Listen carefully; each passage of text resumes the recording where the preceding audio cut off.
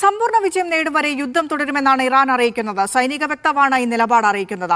ഇതോടെ Iran America ചർച്ചയ്ക്കുള്ള സാധ്യതകൾ മങ്ങുകയാണ്. തെല്ലവീവ്, ഫൈഹ നഗരങ്ങളിൽ ഇറാന്റെ മിസൈലുകൾ വൻ നാശം വിതച്ചിരിക്കുകയാണ്.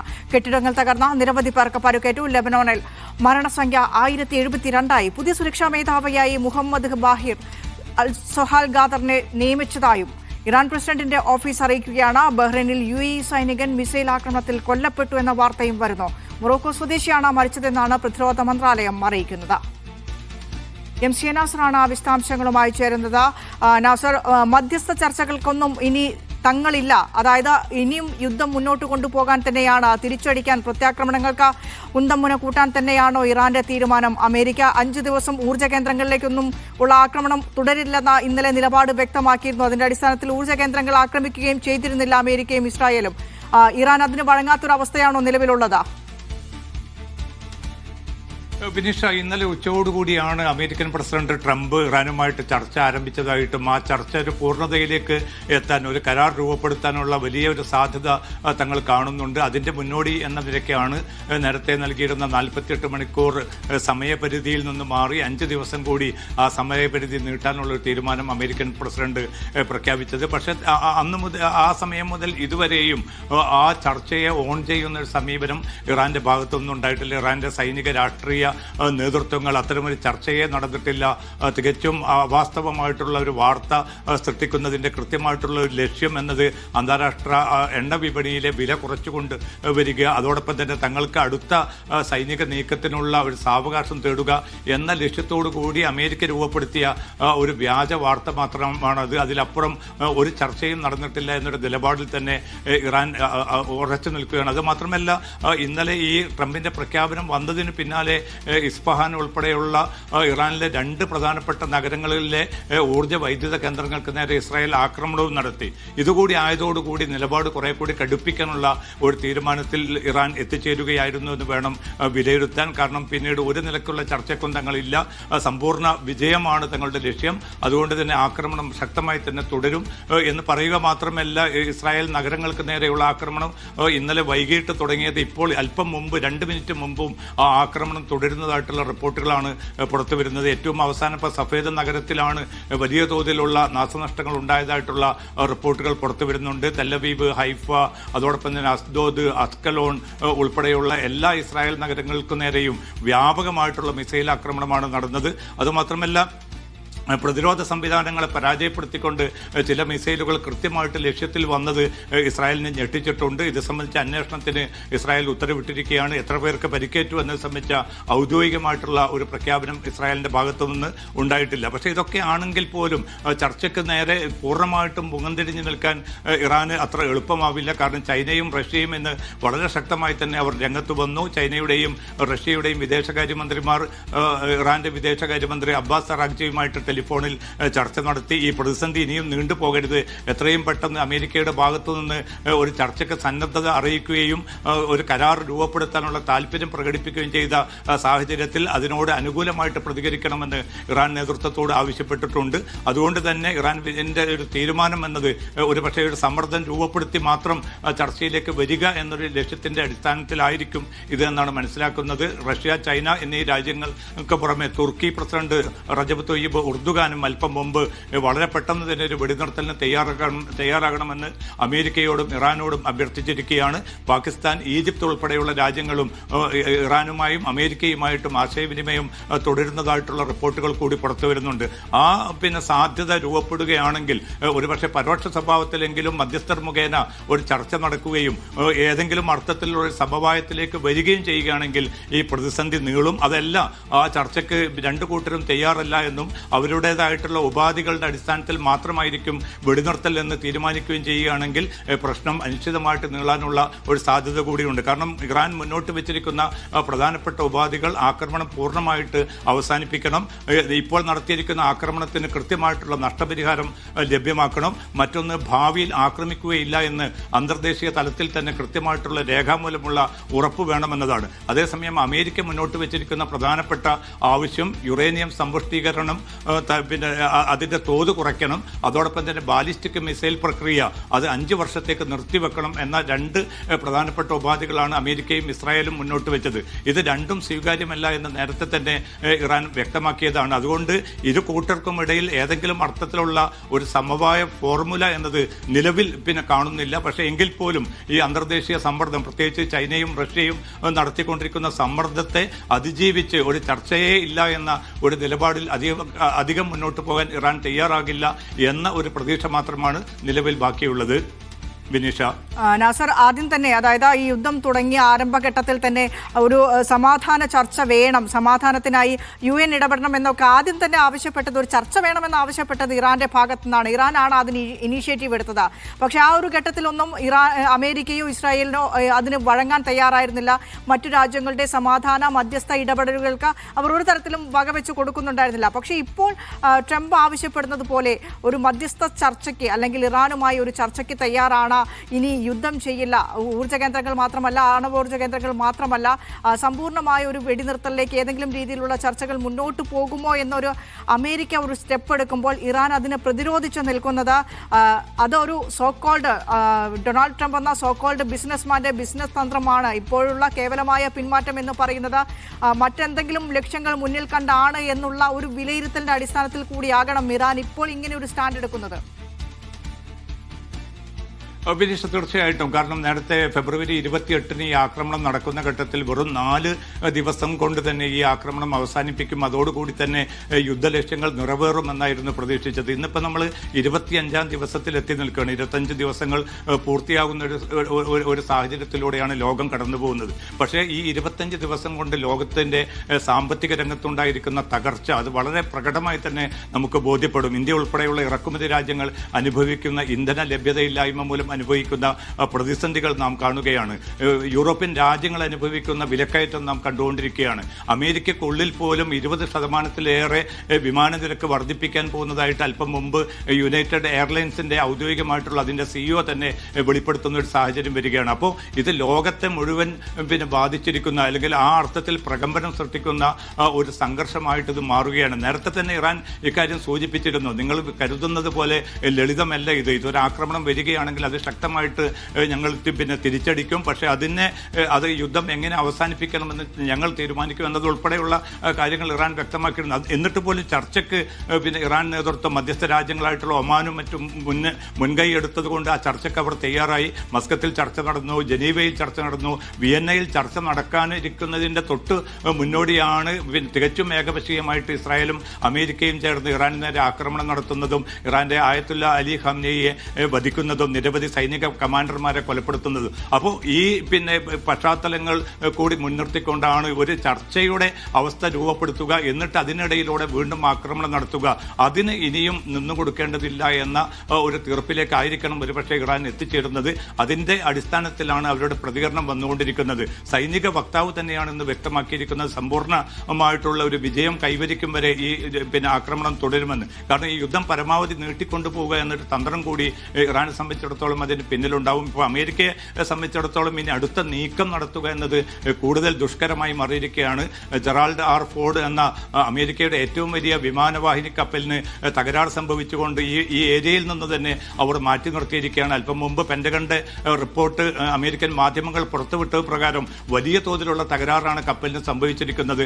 ആ വിമാനവാഹിനി കപ്പലിൽ നിന്ന് പോർവിമാനങ്ങൾ പറന്നുവരുന്ന ലോഞ്ചിങ് പാഡിന് കാര്യമായിട്ടുള്ള തകരാർ സംഭവിച്ചിട്ടുണ്ട്, റഡാറിന് കാര്യമായ തകരാർ സംഭവിച്ചിട്ടുണ്ട് എന്നതുൾപ്പെടെയുള്ള റിപ്പോർട്ടുകളാണ് പുറത്തു വരുന്നത്. അപ്പോൾ നിലവിലുള്ള ഒരു സാഹചര്യത്തിൽ ഈ യുദ്ധസന്നാഹങ്ങൾ ഇനിയും മുന്നോട്ട് കൊണ്ടുപോകണമെങ്കിൽ അമേരിക്കയ്ക്ക് അത്ര എളുപ്പമാവില്ല. ഏതാണ്ട് 4500ഓളം മറീനുകൾ ഈ മേഖലയിൽ തമ്പടിച്ചിട്ടുണ്ട്. പക്ഷേ അവരെപ്പോലും പ്രയോജനപ്പെടുത്തണമെങ്കിൽ അതിലൂടെ ഖാർഗ് ഉൾപ്പെടെയുള്ള എണ്ണസമ്പന്ന ഇറാൻ ദ്വീപ് പിടിച്ചെടുക്കണമെങ്കിൽ വലിയ ദുഷ്കരമായിട്ടുള്ള ഒരു ദൗത്യമായിരിക്കും അമേരിക്കയ്ക്ക് മുന്നിലുണ്ടാവുക. ഇപ്പോൾ തന്നെ യൂറോപ്യൻ രാജ്യങ്ങളും അമേരിക്കയുമായി ചേർന്ന് നിൽക്കുന്ന സഖ്യരാജ്യങ്ങളും ഒക്കെ ഈ യുദ്ധത്തിൽ നേരിട്ട് പങ്കാളിത്തം വഹിക്കാനുള്ള വിമുഖത പ്രകടിപ്പിക്കുക മാത്രമല്ല ഈ യുദ്ധം തികച്ചും അനാവശ്യമായിരുന്നു, ഇസ്രായേലിന് വേണ്ടി മാത്രമുള്ള ഒരു അധാർമികമായിട്ടുള്ള യുദ്ധമാണ് എന്നൊരു കുറ്റപ്പെടുത്തൽ വ്യാപകമായി തന്നെ ഉയരുന്ന ഒരു സാഹചര്യം കൂടിയുണ്ട്. പക്ഷേ ഗൾഫ് രാജ്യങ്ങളെ സംബന്ധിച്ചിടത്തോളം ഇന്ന് ഖത്തർ അതിൻ്റെ നിലപാട് വ്യക്തമാക്കിയിട്ടുണ്ട്. നേരത്തെയൊക്കെ ഇത്തരം മധ്യസ്ഥ നീക്കങ്ങൾക്ക് രംഗത്ത് വന്ന രാജ്യമാണ് ഖത്തർ. പക്ഷേ ഖത്തർ വ്യക്തമാക്കുന്നത് ഇനി ഈ നിലവിലുള്ള സാഹചര്യത്തിൽ മധ്യസ്ഥ റോളിന് തങ്ങളില്ല, തങ്ങൾക്ക് ഇപ്പോൾ ഏറ്റവും പ്രധാനം എന്നത് ഖത്തറിൻ്റെതായിട്ടുള്ള സുരക്ഷയാണ്, പ്രതിരോധമാണ്. അതുകൊണ്ട് ഈ മധ്യസ്ഥ റോളിലില്ല എന്നൊരു നിലപാടിലേക്ക് ഖത്തർ എത്തിയിരിക്കുന്നു. ഒമാനും ഒരു പ്രത്യക്ഷമായിട്ടൊരു മധ്യസ്ഥ റോള് നിർവഹിക്കാൻ സാധ്യതയില്ല. അതുകൊണ്ട് ഇത് വലിയൊരു പ്രതിസന്ധി തന്നെയായിരിക്കും. അതുകൊണ്ട് ഇറാൻ ഈ ഗൾഫ് രാജ്യങ്ങൾക്ക് നേരെ നടത്തിയ ആക്രമണമാണ് ഇത്തരമൊരു കടുത്ത നിലപാടെടുക്കാൻ ഈ മധ്യസ്ഥ രാജ്യങ്ങളെ ഇപ്പോൾ പ്രേരിപ്പിച്ചിരിക്കുന്നതെങ്കിലും റഷ്യയും ചൈനയും, കാരണം അവർ കൂടി ഇതിൻ്റെ കെടുതികൾ അനുഭവിച്ചുകൊണ്ടിരിക്കുകയാണ്. അതുകൊണ്ട് അവർ നടത്തുന്ന നീക്കം ഒരുപക്ഷെ വിജയം കാണുകയാണെങ്കിൽ സമാധാനത്തിൻ്റെ പുലരി അത്ര ദൂരമല്ല എന്നുള്ള ഒരു പ്രത്യാശ മാത്രമാണ് ഇപ്പോൾ ബാക്കിയുള്ളത്. ബിനിഷ, നാസറാണ് സമഗ്രമായ വിശദാംശങ്ങൾ പങ്കുവച്ചത്. കഴിഞ്ഞ 24 മണിക്കൂറിനിടെ കുവൈറ്റിലേക്ക് ശക്തമായ മിസൈൽ ഡ്രോൺ ആക്രമണ ശ്രമങ്ങളാണ് ഉണ്ടായത്. ഭൂരിഭാഗം ആക്രമണങ്ങളും സായുധ സേന വിജയകരമായി പ്രതിരോധിച്ചതായി പ്രതിരോധ മന്ത്രാലയം അറിയിച്ചു. രാജ്യത്ത് കർശനമായ സുരക്ഷാ ജാഗ്രത തുടരുകയാണ്. അതേസമയം സ്ഥിരീകരിക്കാത്ത വിവരങ്ങൾ സോഷ്യൽ മീഡിയയിൽ പ്രചരിപ്പിക്കരുതെന്നും അധികൃതർ മുന്നറിയിപ്പ് നൽകുന്നു. സലീം കോട്ടയിൽ വിശദാംശങ്ങളുമായി ചേരുന്നുണ്ട് കുവൈറ്റിൽ നിന്നും. സലീം, ഇന്ന് കുവൈറ്റിന് നേരെയുണ്ടായ ആക്രമണങ്ങളെ സംബന്ധിച്ച പ്രതിരോധ മന്ത്രാലയം നൽകുന്ന വിശദീകരണങ്ങൾ ഏത് രീതിയിലാണ്? ബിനിഷ, കഴിഞ്ഞ 24 മണിക്കൂറിനിടെ കുവൈത്തിലേക്ക് വലിയ തോതിലുള്ള ആക്രമണ ശ്രമങ്ങളാണ് ഉണ്ടായിരിക്കുന്നത്. പ്രതിരോധ മന്ത്രാലയം അറിയിച്ചതനുസരിച്ച് 17 ബാലിസ്റ്റിക് മിസൈലുകളും 13 ഡ്രോണുകളും കുവൈത്ത് വ്യോമാതിർത്തിയിൽ കണ്ടെത്തിയിട്ടുണ്ട്. ഇതിൽ ഭൂരിഭാഗവും സായുധ സേന വിജയകരമായി തടഞ്ഞു നശിപ്പിച്ചു. ചിലത് ഭീഷണി മേഖലയ്ക്ക് പുറത്തേക്ക് പതിച്ചതായും അധികൃതർ അറിയിച്ചു. പ്രധാനമായും പറയേണ്ടത്, ചില സ്ഥലങ്ങളിൽ ചെറിയ തോതിൽ നാശനഷ്ടങ്ങൾ ഉണ്ടായിട്ടുണ്ടെങ്കിലും ആളപായമൊന്നും റിപ്പോർട്ട് ചെയ്തിട്ടില്ല എന്നതാണ്. അതോടൊപ്പം തന്നെ കഴിഞ്ഞ 24 മണിക്കൂറിനിടെ മിസൈൽ ഡ്രോൺ അവശിഷ്ടങ്ങൾ വീണതുമായി ബന്ധപ്പെട്ട് 13 സംഭവങ്ങൾ ആഭ്യന്തര മന്ത്രാലയം കൈകാര്യം ചെയ്തിട്ടുണ്ട്. ഒറ്റ ദിവസത്തിനെ മാത്രം 13 തവണയാണ് മുന്നറിയിപ്പ് സൈറണുകൾ മുഴങ്ങിയത്. ഇതോടെ ആദ്യ സൈറൺ ആക്ടിവേഷനുടെ എണ്ണം 131 ഉയർന്നു. ഇതിനിടെ അവശിഷ്ടങ്ങൾ വീണതിനെ തുടർന്ന് കേടായ വൈദ്യുതി ലൈനുകളുടെ അറ്റകുറ്റപ്പണികൾ വിജയകരമായി പുരോഗമിക്കുകയാണെന്ന് വൈദ്യുതി മന്ത്രാലയം അറിയിച്ചു. ചില ലൈനുകൾ ഇതിനകം നന്നാക്കിയതായും മറ്റൊന്ന് ഡിജിറ്റൽ സംവിധാനങ്ങൾ ഉപയോഗിച്ച് വീണ്ടും ബന്ധിപ്പിച്ചതായും അധികൃതർ വ്യക്തമാക്കി. ആദ്യഘട്ടത്തിൽ ഈ വൈദ്യുതി ലൈനുകൾ സേവനം നിർത്തിവെച്ചിരുന്നുവെങ്കിലും സ്ഥിതിഗതികൾ ഇപ്പോൾ നിയന്ത്രണത്തിലാണ്. അതേസമയം സോഷ്യൽ മീഡിയയിൽ പ്രചരിക്കുന്ന പവർ കട്ട് വാർത്തകൾ തെറ്റാണെന്ന് മന്ത്രാലയം വ്യക്തമാക്കി. വൈദ്യുതി മുടക്കം സംബന്ധിച്ച ലിസ്റ്റുകൾ പഴയതാണെന്നും ഔദ്യോഗിക വിവരങ്ങൾ മാത്രം വിശ്വസിക്കണമെന്നും അധികൃതർ അഭ്യർത്ഥിച്ചു. പൊതുജനങ്ങൾ ശാന്തമായി തുടരുകയും സുരക്ഷാ നിർദ്ദേശങ്ങൾ കർശനമായി പാലിക്കുകയും ചെയ്യണമെന്നും അധികൃതർ ആവർത്തിച്ചു. ബിനിഷ, സലീം കോട്ടയിലാണ് വിശദാംശങ്ങൾ പങ്കുവച്ചത്. പശ്ചിമേഷ്യൻ യുദ്ധത്തിൽ ഇറാനും യുഎസിനും ഇടയിൽ നടക്കുന്ന സംഭാഷണത്തിൽ തങ്ങൾ പങ്കാളികളല്ലെന്ന് ഖത്തർ. പ്രശ്നപരിഹാരത്തിനായി ചർച്ചകൾ നടക്കുന്നുണ്ട്. എന്നാൽ ഇപ്പോൾ രാജ്യത്തിന്റെ സുരക്ഷയിലാണ് ശ്രദ്ധയെന്ന് ഖത്തർ വിദേശകാര്യ മന്ത്രാലയം വ്യക്തമാക്കി. Now, let me reiterate, Qatar is not involved in these talks. Our views about any talks, if they exist, are consistent with our very principled position that all conflicts will end on the negotiation table, and we support all of these efforts. യുദ്ധവുമായി ബന്ധപ്പെട്ട് പ്രാദേശികവും അന്തർദേശീയവുമായ നിരവധി ചർച്ചകളിൽ പങ്കെടുക്കുന്നുണ്ടെന്നും എന്നാൽ യുഎസും ഇറാനും തമ്മിലുള്ള സംഭാഷണത്തിൽ തങ്ങളില്ലെന്നുമാണ് Qatar വിദേശകാര്യ മന്ത്രാലയം അറിയിച്ചത്. യുദ്ധം ഉടൻ അവസാനിപ്പിക്കണമെന്നത് തുടക്കം മുതൽ തന്നെയുള്ള ഖത്തറിൻ്റെ ആവശ്യമാണെന്ന് വിദേശകാര്യ വക്താവ് മാജിദ് അൽ അൻസാരി പറഞ്ഞു. രാജ്യത്തെയും അതിൻ്റെ പരമാധികാരത്തെയും സംരക്ഷിക്കുന്നതിലാണ് ഇപ്പോൾ ശ്രദ്ധ വയ്ക്കുന്നത്. ഇറാനുമായി ഏതെങ്കിലും തരത്തിലുള്ള ചർച്ചകൾ നടത്തുന്നില്ലെന്ന് നേരത്തെ തന്നെ വ്യക്തമാക്കിയതാണ്. നയതന്ത്ര ചർച്ചയിലൂടെയാണ് പ്രശ്നങ്ങൾക്ക് പരിഹാരം കണ്ടെത്തേണ്ടത്.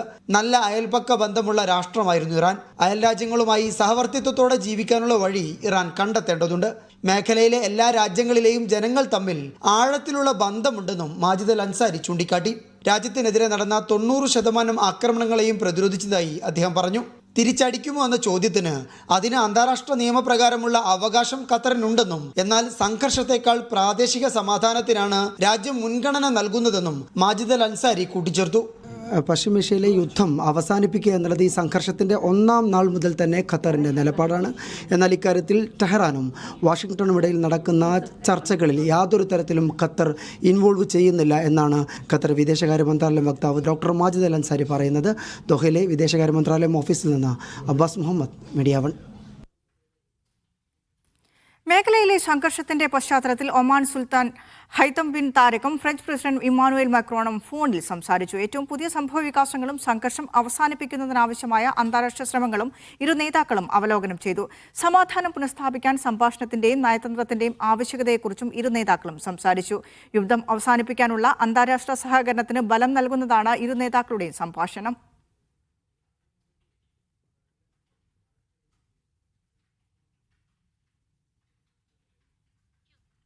US ഇറാൻ ആക്രമണം തുടരുന്നതിനിടെ വീണ്ടും ഫോഴ്സ് മെജൂർ നോട്ടീസ് പുറപ്പെടുവിച്ച് ഖത്തർ എനർജി.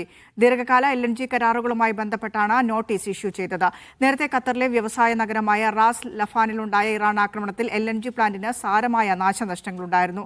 അന്താരാഷ്ട്ര തലത്തിൽ പ്രത്യാഘാതങ്ങൾ ഉണ്ടാക്കുന്നതാണ് ഖത്തർ എനർജിയുടെ തീരുമാനം. അബ്ബാസ് മുഹമ്മദ് ഖത്തറിൽ നിന്ന് വിശദാംശങ്ങളുമായി ചേരുന്നുണ്ട്. അബ്ബാസ്, ഏത് രീതിയിലായിരിക്കും ഖത്തറിന്റെ ഈ തീരുമാനം പ്രതിഫലിക്കാൻ പോകുന്നത്? വിനിഷ, ആഗോള LNG മാർക്കറ്റിൽ വലിയ പ്രത്യാഘാതങ്ങൾ ഉണ്ടാക്കുന്ന തീരുമാനമാണ് നിലവിൽ ഖത്തർ എനർജി കൈക്കൊണ്ടിട്ടുള്ളത്. ഈ നോട്ടീസ് ഇഷ്യൂ ചെയ്യുക, ഫോഴ്സ് മെജർ നോട്ടീസ് എന്ന് പറയുന്നത് അപ്രതീക്ഷിതവും അസാധാരണവുമായ ചില സാഹചര്യങ്ങളിൽ കരാർ വ്യവസ്ഥകൾ പാലിക്കാതെ വരുമ്പോൾ നിയമപരമായ സംരക്ഷണം ലഭിക്കാൻ വേണ്ടി പുറപ്പെടുവിക്കുന്ന ഒരു നോട്ടീസാണ്.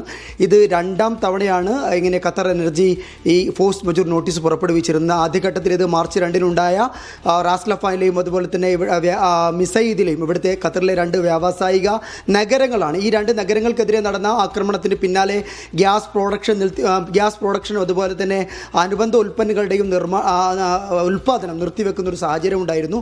ഈ ഒരു സാഹചര്യത്തിൽ ഫോഴ്സ് മെജൂർ നോട്ടീസ് പുറപ്പെടുവിച്ചിരുന്നു. അതിനുശേഷമാണ് വീണ്ടും ഒരു ഫോഴ്സ് മെജൂർ നോട്ടീസ് കൂടി ഖത്തർ എനർജി പുറപ്പെടുവിക്കുന്നത്.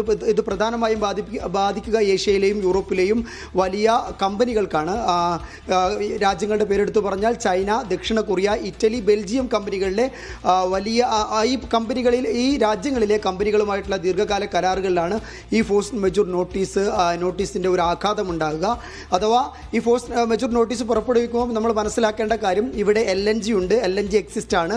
അതുപോലെ തന്നെ ഈ മറ്റു രാജ്യങ്ങളുമായി മറ്റ് കമ്പനികളുമായി LNG കൊടുക്കാനുള്ള, അവർക്ക് കൈമാറാനുള്ള കരാറുണ്ട്. എന്നാൽ ഡെലിവറിക്ക് കഴിയുന്നില്ല. കാരണം നമ്മൾ സ്ട്രൈറ്റ് ഓഫ് ഹോർമുസ് കടലെടുക്കൽ ഷിപ്പിങ്ങുമായി ബന്ധപ്പെട്ട പ്രശ്നങ്ങൾ നമുക്കറിയാം. ഇവിടെ എനർജി ഉൽപ്പാദിപ്പിക്കാത്തൊരു വിഷയമുണ്ട്. ഇങ്ങനെയുള്ള ഈ ഡിസ്റപ്ഷൻ, കൃത്യമായിട്ടുള്ള ഡിസ്റപ്ഷൻ വന്നിട്ടുണ്ട് ഇതിനിടയിൽ. അതുകൊണ്ട് തന്നെ ഇങ്ങനെ ഒരു ഫോഴ്സ് മെജൂർ നോട്ടീസ് പുറപ്പെടുവിക്കാൻ ഖത്തർ എനർജി നിർബന്ധിതമാകുന്നു. ഇതിനൊരു പ്രധാനപ്പെട്ട മറ്റൊരു കാര്യം എന്ന് പറയുന്നത്, ഈ ഒരു നോട്ടീസ് പുറപ്പെടുവിക്കുന്ന സമയത്ത് ഇത് ഏതെങ്കിലും തരത്തിലുള്ള ഒരു കോൺട്രാക്ച്വൽ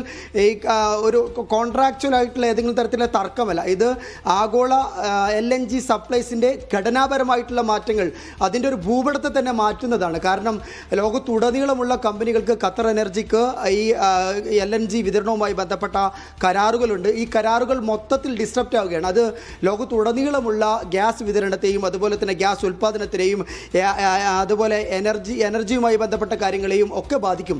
അഥവാ എനർജി ഷോർട്ടേജ് ലോകത്തുടനീളം അനുഭവപ്പെടും. അതുപോലെ തന്നെ ഈ ഇലക്ട്രിസിറ്റിയുടെ ഒക്കെ കോസ്റ്റ്, അതിൻ്റെ കോസ്റ്റ് വളരെ വലിയ രീതിയിൽ വലുതാകുകയും ചെയ്യും. ഇങ്ങനെയൊക്കെ വളരെ വലിയ ദൂരവ്യാപകമായ പ്രത്യാഘാതങ്ങളുണ്ട്. ഇതോടുകൂടെ നമ്മൾ ചേർത്ത് വായിക്കേണ്ടത് ഈ ഒരു ഫോഴ്സ് മെജൂർ നോട്ടീസ് പുറപ്പെടുവിക്കുന്നതിൻ്റെ ഒരു പശ്ചാത്തലം കൂടിയാണ്.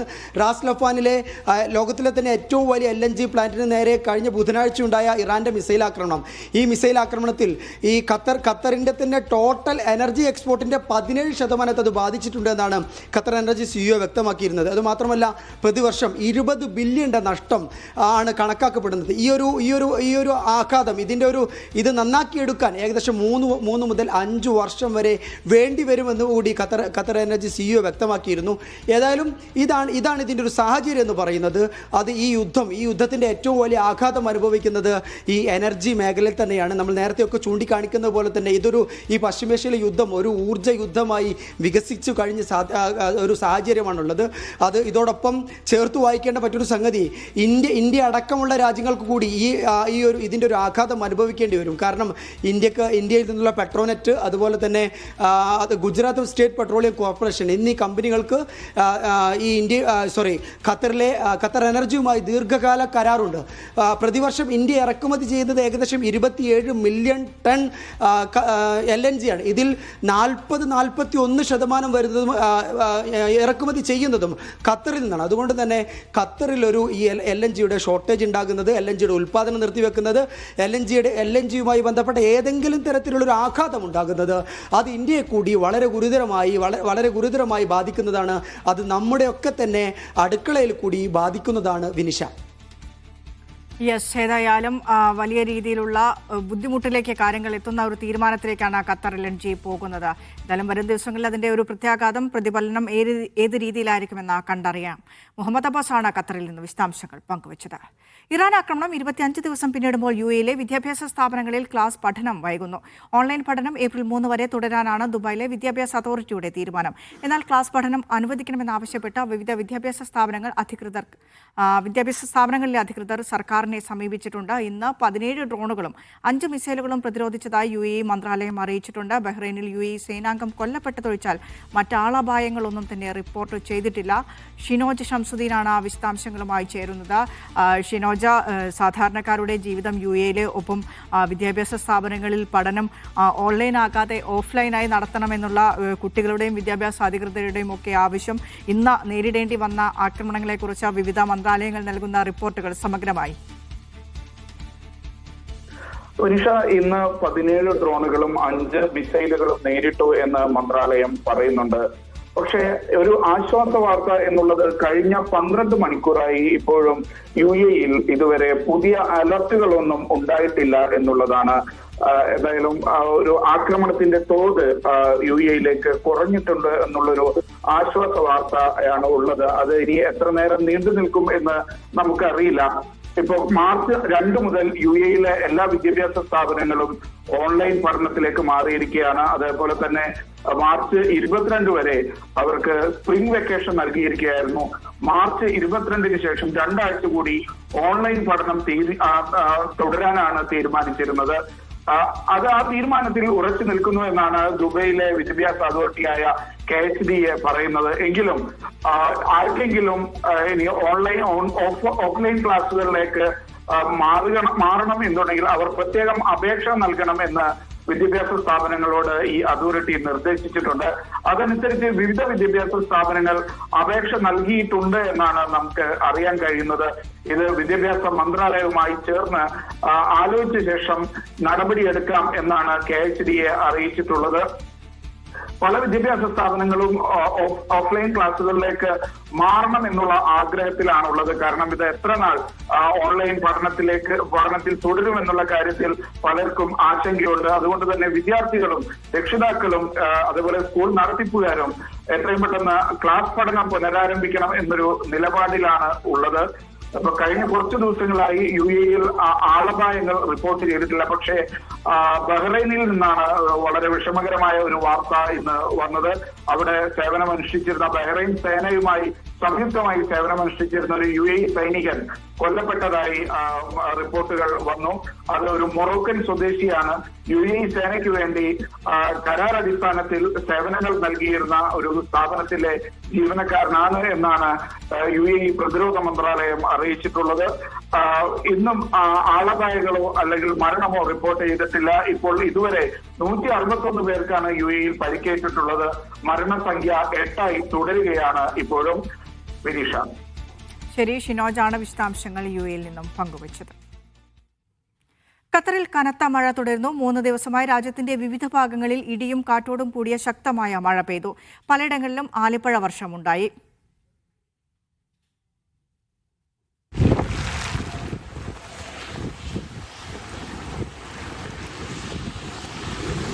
ഞായറാഴ്ച മുതലാണ് ഖത്തറിൽ കനത്ത മഴ ആരംഭിച്ചത്. തലസ്ഥാനമായ Doha, Al Hilal, Al Wakra, Nejma, Ras Laffan, Lusail, industrial area, new Salata തുടങ്ങിയ ഭാഗങ്ങളിലെല്ലാം തുടർച്ചയായ മഴ ലഭിച്ചു. ഒറ്റപ്പെട്ട ഇടങ്ങളിലായിരുന്നു ആലിപ്പഴവർഷം. രാജ്യത്തെ അന്തരീക്ഷം മേഘാവൃതമായി തുടരുകയാണ്. വരും മണിക്കൂറുകളിലും ശക്തമായ കാറ്റിനും മഴയ്ക്കും സാധ്യതയുണ്ടെന്ന് കാലാവസ്ഥാ വിഭാഗം മുന്നറിയിപ്പ് നൽകി. തിങ്കളാഴ്ച അൽ വക്രയിലാണ് കൂടുതൽ മഴ ലഭിച്ചത്. ഏറ്റവും കുറവ് ലുസൈലിലും. മഴ തുടരുന്ന സാഹചര്യത്തിൽ വിവിധ സർക്കാർ സ്ഥാപനങ്ങൾ സുരക്ഷാ മാർഗനിർദ്ദേശങ്ങൾ പുറത്തിറക്കി. മഴയത്ത് വാഹനം ഓടിക്കുമ്പോൾ വേഗത കുറയ്ക്കണമെന്നും ഓവർടേക്ക് ചെയ്യുന്നത് ഒഴിവാക്കണമെന്നും ആഭ്യന്തര മന്ത്രാലയം നിർദ്ദേശിച്ചു. മുന്നിലുള്ള വാഹനവുമായി കൃത്യമായ അകലം പാലിക്കണം. വെള്ളക്കെട്ടുകളുടെ ആഴമറിയാതെ വാഹനം ഇറക്കരുതെന്നും മന്ത്രാലയം നിർദ്ദേശിച്ചു. Media 1 Doha.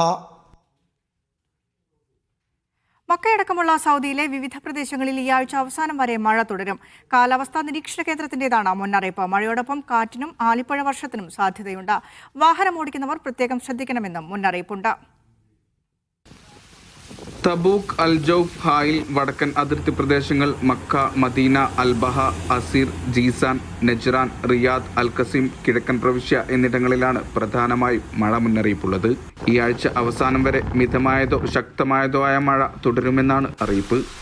കഴിഞ്ഞ ദിവസങ്ങളിൽ സൗദിയുടെ വിവിധയിടങ്ങളിൽ മഴ കനത്തിരുന്നു. ശനിയാഴ്ച വരെ മഴ തുടരുമെന്നാണ് മുന്നറിയിപ്പിലുള്ളത്.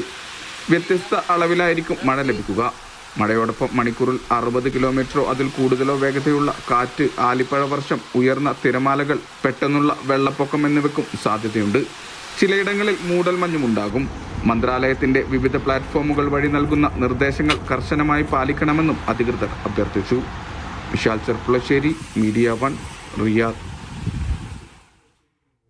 UAE-യിൽ കനത്ത മഴ തുടരുന്നു. ന്യൂനമർദ്ദത്തിന്റെ ഫലമായി ഈ മാസം 27 വരെ രാജ്യത്ത് മഴ തുടരുമെന്നാണ് മുന്നറിയിപ്പ്. മഴയെ തുടർന്ന് മിക്ക UAE നഗരങ്ങളിലും റോഡുകളിൽ വെള്ളക്കെട്ട് തുടരുകയാണ്. ഓഫീസ് പ്രവർത്തനങ്ങളെയും ജനജീവിതത്തെയും മഴ അവതാളത്തിലാക്കി. മലയോരങ്ങളിൽ മഴവെള്ളപ്പാച്ചിൽ ശക്തമായതിനാൽ വാഹനമോടിക്കുന്നവർ ജാഗ്രത പാലിക്കണമെന്ന് അധികൃതർ അറിയിച്ചു. ബഹ്റൈനിൽ കനത്ത ഇടിമിന്നലോട് കൂടിയ മഴയ്ക്കൊപ്പം ആകാശത്ത് അപൂർവമായ ഷെൽഫ് ക്ലൗഡ് ദൃശ്യമായി. കൊടുങ്കാറ്റിന് മുന്നോടിയായി കാണപ്പെടുന്ന സവിശേഷമായ മേഘരൂപമായ ഷെൽഫ് ക്ലൗഡ് കാലാവസ്ഥാ വ്യതിയാനത്തിന്റെ ലക്ഷണമാണ്. കാറ്റിന്റെ വേഗത വർദ്ധിക്കുക, താപനില പെട്ടെന്ന് താഴുക, കനത്ത മഴ എന്നിവ ഇതിന്റെ ഫലമായി ഉണ്ടാകുമെന്നും പൊതുജനങ്ങൾ ജാഗ്രത പാലിക്കണമെന്നും അധികൃതർ അറിയിച്ചു. ഒമാനിൽ മഴ തുടരുന്ന സാഹചര്യത്തിൽ 8 ഗവർണറേറ്റുകളിൽ നാളെയും വർക്ക് ഫ്രം ഹോം സംവിധാനം നടപ്പിലാക്കണമെന്ന് തൊഴിൽ മന്ത്രാലയം. അസ്ഥിര കാലാവസ്ഥ തുടരുന്ന സാഹചര്യത്തിൽ പൊതുജനങ്ങളുടെ സുരക്ഷ മുൻനിർത്തിയാണ് തീരുമാനം. അനാവശ്യ യാത്രകൾ ഒഴിവാക്കണമെന്നും ഔദ്യോഗിക അറിയിപ്പുകൾ ശ്രദ്ധിക്കണമെന്നും അധികൃതർ മുന്നറിയിപ്പ് നൽകി. ഒമാനിൽ ശക്തമായ മഴ തുടരുന്നതിനാൽ 8 ഗവർണറേറ്റുകളിൽ നാളെയും പൊതു സ്വകാര്യ മേഖലകളിൽ വർക്ക് ഫ്രം ഹോം സംവിധാനം നടപ്പിലാക്കാൻ തൊഴിൽ മന്ത്രാലയം ആവശ്യപ്പെട്ടു. ജോലിയുടെ സ്വഭാവമനുസരിച്ച് കമ്പനികൾക്ക് തീരുമാനമെടുക്കാം. മസ്കത്ത്, വടക്കൻ തെക്കൻ Batinah, Musandam, Buraimi, Dhahirah, Dakhiliyah, വടക്കൻ ഷർക്കിയ ഗവർണറേറ്റുകളിലാണ് ഉത്തരവ് ബാധകമാവുക. കനത്ത മഴ കാരണം വെള്ളപ്പൊക്കത്തിനും യാത്രാ തടസ്സങ്ങൾക്കും സാധ്യതയുള്ളതിനാൽ ജനങ്ങളുടെ സുരക്ഷ ഉറപ്പാക്കുന്നതിനാണ് തീരുമാനം. നാഷണൽ സെന്റർ ഫോർ എമർജൻസി മാനേജ്മെന്റിന്റെ നിർദ്ദേശപ്രകാരമാണ് നിയന്ത്രണമെന്നും മന്ത്രാലയം അറിയിക്കുന്നുണ്ട്. മഴ തുടരുന്ന സാഹചര്യത്തിൽ അനാവശ്യ യാത്രകൾ ഒഴിവാക്കണമെന്നും താഴ്ന്ന പ്രദേശങ്ങളിൽ താമസിക്കുന്നവർ ഔദ്യോഗിക അറിയിപ്പുകൾ ശ്രദ്ധിക്കണമെന്നും അധികൃതർ നിർദ്ദേശിച്ചിട്ടുണ്ട്. അതേസമയം മഴക്കെടുതിയിൽ ഒമാനിൽ ആകെ മരിച്ചവരുടെ എണ്ണം 6 കഴിഞ്ഞ ദിവസം ബർക്കയിൽ വെള്ളക്കെട്ടിൽ വീണ് 7 വയസ്സുകാരൻ മരിച്ചിരുന്നു. അപകടത്തെ തുടർന്ന് കുട്ടിയെ ഉടൻ ആശുപത്രിയിൽ എത്തിച്ചെങ്കിലും ജീവൻ രക്ഷിക്കാനായിരുന്നില്ല. Media 1 Muscat. ബന്ധുക്കൾക്കും സുഹൃത്തുക്കൾക്കും തീരാനോവായി ഒമാനിലെ ബർക്കയിൽ ഒഴുക്കിൽപ്പെട്ട് മരിച്ച പ്രവാസി മലയാളികളുടെ വേർപാട്. കഴിഞ്ഞ വർഷക്കാലത്ത് ശുചീകരണ പ്രവർത്തനത്തിൽ പങ്കാളിയായ അതേ വാദിയിൽ ഒഴുക്കിൽപ്പെട്ടാണ് യൂസഫിന്റെ ജീവൻ പൊലിയുന്നത്. ഉമ്മയെ രക്ഷിക്കാനുള്ള ശ്രമത്തിലാണ് യൂസഫ് മരിച്ചത്. യൂസഫിന്റെയും റംലയുടെയും മൃതദേഹം ബർക്കയിൽ അൽ ഹറാദി ഖബർസ്ഥാനിൽ കബറടക്കി.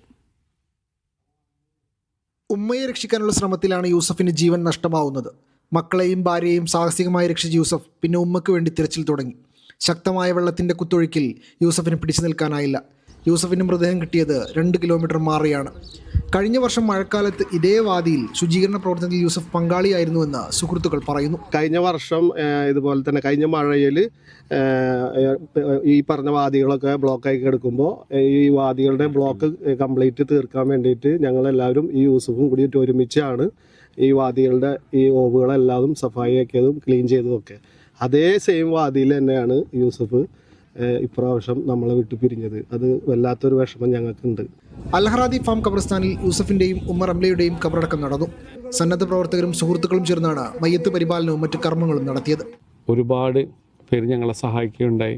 ഇവിടുത്തെ സിവിൽ ഡിഫൻസ്, ഇവിടുത്തെ ലോക്കൽ ഒമാനി ബ്രദേഴ്സ്, മറ്റു സഹോദരങ്ങൾ, അങ്ങനെ ഒട്ടനവധി പേര് ഈ സമയം വരെ ഞങ്ങളുടെ കൂടെ ഇവരുടെ ഓരോ പ്രവർത്തനത്തിനും മയ്യത്ത് കണ്ടെത്തുന്നതിനും അതിനുശേഷമുള്ള ഡോക്യുമെൻറ്റ്സ് പ്രോസസ്സിങ്ങിനും അതിന് നാട്ടിലയക്കുന്ന കാര്യത്തിനാണെങ്കിൽ പോലും ഞങ്ങളുടെ കൂടെ ഇക്കഴിഞ്ഞ ശനിയാഴ്ചയായിരുന്നു പെരുന്നാൾ ആഘോഷത്തിനായി ഇറങ്ങിയ പാലക്കാട് തൃത്തല സ്വദേശികളായ ലുബിഷാദിന്റെയും യൂസഫിന്റെയും കുടുംബങ്ങൾ ബർക്കയിലുണ്ടായ മിന്നൽ പ്രളയത്തിൽ ഒഴുക്കിൽപ്പെടുന്നത്.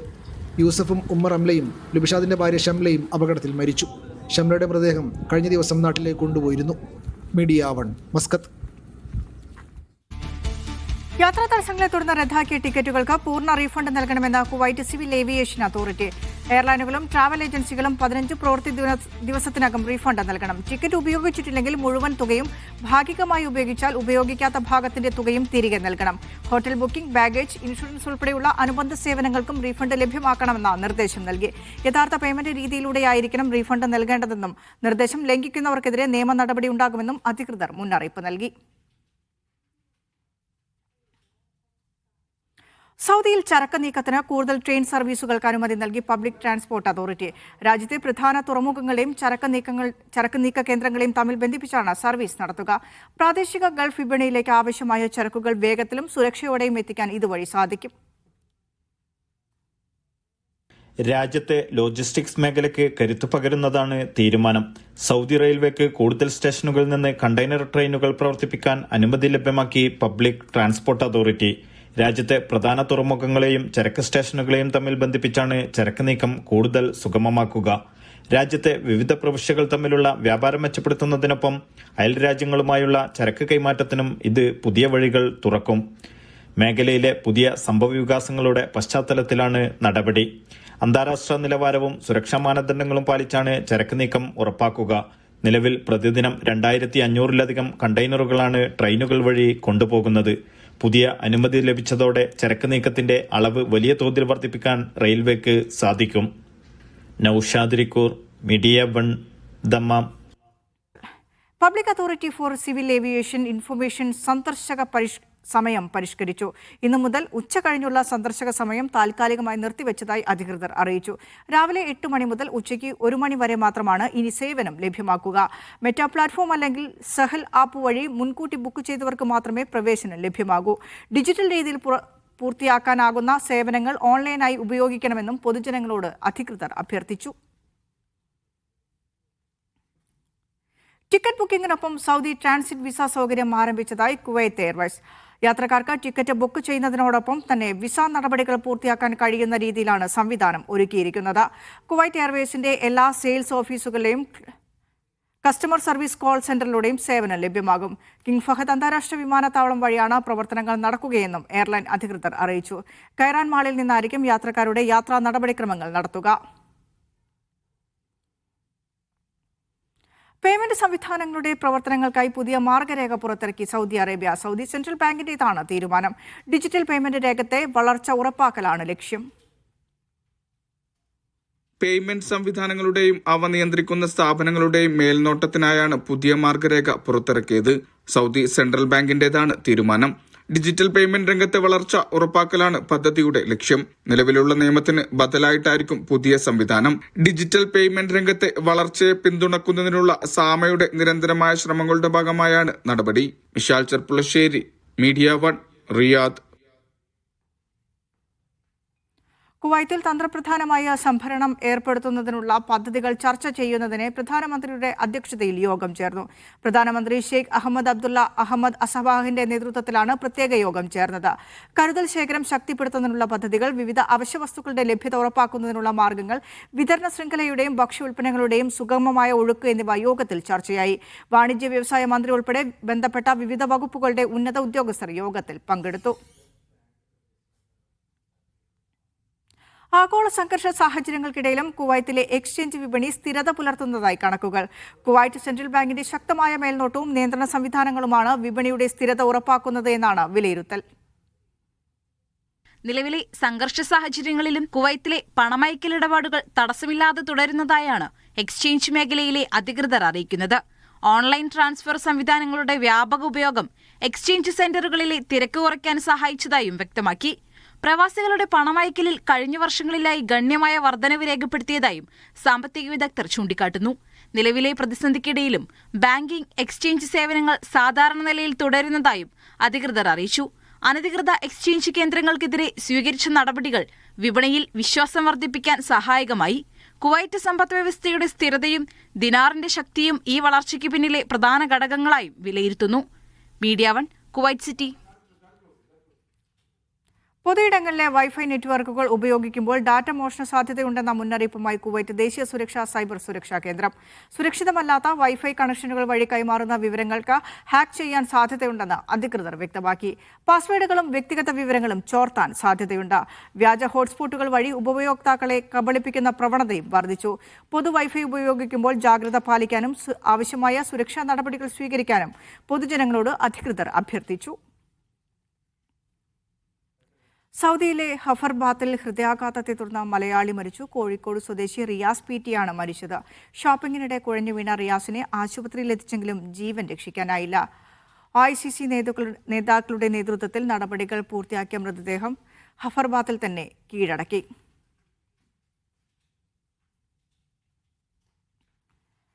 സൗദിയിലെ അൽഖബാറിൽ റോഡ് മുറിച്ച് കടക്കുന്നതിനിടെ വാഹനമിടിച്ച മലയാളി മരിച്ചു. കൊല്ലം കരുനാഗപ്പള്ളി വെളുത്തമണൽ സ്വദേശി അബ്ദുൾ വഹാബാണ് മരിച്ചത്. 25 വർഷമായി ദമാമിൽ സ്വകാര്യ കമ്പനിയിൽ പ്രവാസിയായി ജോലി ചെയ്തു വരികയായിരുന്നു. മൃതദേഹം നടപടികൾ പൂർത്തിയാക്കി അൽഖബാറിൽ മറവു ചെയ്തു. മലയാളി കരുത്തിൽ ദുബായ് ക്രൗൺ പ്രിൻസ് എൻഡ്യൂറൻസ് കുതിരയോട്ട മത്സരത്തിൽ ഇന്ത്യക്ക് 2ാം സ്ഥാനം. മലപ്പുറം തിരൂർ സ്വദേശിയായ നിത അഞ്ചും ചേലാട്ടാണ് 120 കിലോമീറ്റർ ദീർഘദൂര കുതിരയോട്ടത്തിൽ നേട്ടം സ്വന്തമാക്കിയത്. വനിതകൾക്ക് മാത്രമായി നടത്തുന്ന മത്സരമാണ് ദുബായ് ക്രൗൺ പ്രിൻസ് എൻഡ്യൂറൻസ്. UAEയുടെ സാറ മുഹമ്മദിനാണ് 1ാം സ്ഥാനം. മത്സരത്തിന്റെ 2 ലാപ്പുകളിൽ നിത 1ാം സ്ഥാനത്തായിരുന്നു. Dubai Regency group MD doctor Anwar Ameen ചേലാട്ടിന്റെയും മിന്നത്തിന്റെയും മകളാണ് നിത അഞ്ചും. ദീർഘദൂര കുതിരയോട്ടത്തിൽ അന്താരാഷ്ട്ര തലത്തിൽ നിരവധി അപൂർവ നേട്ടങ്ങൾ സ്വന്തമാക്കിയ ഇന്ത്യൻ താരമാണ് നിത. ദുബായിൽ റെന്റ് കാർ സ്ഥാപനങ്ങൾക്ക് ഏകീകൃത കരാർ സംവിധാനം ഏർപ്പെടുത്തി RTA. വാഹനം വാടകയ്ക്ക് നൽകുന്നവർക്കും ഉപഭോക്താക്കൾക്കുമിടയിലെ കൂടുതൽ ഇടപാടുകൾ സുതാര്യമാക്കാൻ ലക്ഷ്യമിട്ടാണ് പുതിയ സംവിധാനം. ഈ രംഗത്ത് പരാതികളും തർക്കങ്ങളും കുറയ്ക്കാൻ ഇതിലൂടെ കഴിയും. ഉപഭോക്താവിന്റെ തിരിച്ചറിയൽ രേഖകളുടെയും പരിശോധനകളുടെയും വാഹനം കൈപ്പറ്റി എന്നത് ഉറപ്പാക്കാൻ OTP സംവിധാനവും ഇതിന്റെ ഭാഗമാണ്. ദുബായ് KMCC കാസർഗോഡ് ജില്ലാ കമ്മിറ്റി പ്രവാസി വ്യവസായി MA യൂസഫ് അലിയെ ആദരിച്ചു. Dubai KMCC general secretary Yahya Thalangara ഉപഹാരം കൈമാറി. സാമ്പത്തിക ശക്തിയോടൊപ്പം മനുഷ്യമൂല്യങ്ങൾ മുറുകെ പിടിക്കാൻ യൂസഫ് അലിക്ക് കഴിയുന്നത് മാതൃകയാണെന്ന് KMCC നേതാക്കൾ പറഞ്ഞു. Sharjah Indian association president Nisar Thalangara, Salam Kanyapady, Haneef TR, doctor Ismail Mogral തുടങ്ങിയവർ പങ്കെടുത്തു.